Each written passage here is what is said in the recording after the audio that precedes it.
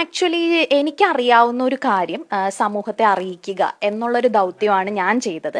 കാരണം എന്താന്ന് വെച്ചാൽ ഞാൻ ആദ്യമേ തീരുമാനിച്ചിരുന്നു നിയമപരമായിട്ട് പോകേണ്ട കാര്യമില്ല എന്ന് ഞാൻ തീരുമാനിച്ചിരുന്നു. കാരണം എന്നെ സംബന്ധിച്ച് മെസ്സേജുകൾ വന്നു എന്നുള്ളതാണ്.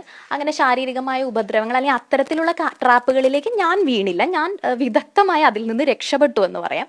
അപ്പൊ അതുകൊണ്ട് തന്നെ എനിക്ക് അത്തരത്തിലൊന്നും സംഭവിക്കാത്തത് കൊണ്ട് തന്നെ ഞാൻ അതിനെ അങ്ങനെ നിയമപരമായിട്ട് പോകാൻ ഉദ്ദേശിക്കുന്നില്ല.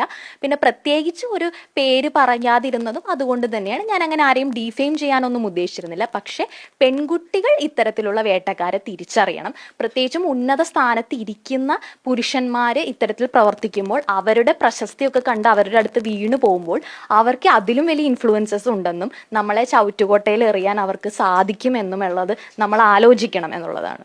എൻ്റെ അടുത്ത് ഞാൻ ഈ ഒരു കാര്യം വെളിപ്പെടുത്തിയതിന് ശേഷം ഒരുപാട് സ്ത്രീകൾ എൻ്റെ അടുത്ത് പല കാര്യങ്ങളും വിളിച്ചു പറഞ്ഞിട്ടുണ്ട്. അത് ഈ പർട്ടിക്കുലർ വ്യക്തിയെക്കുറിച്ചുള്ളതുമുണ്ട്.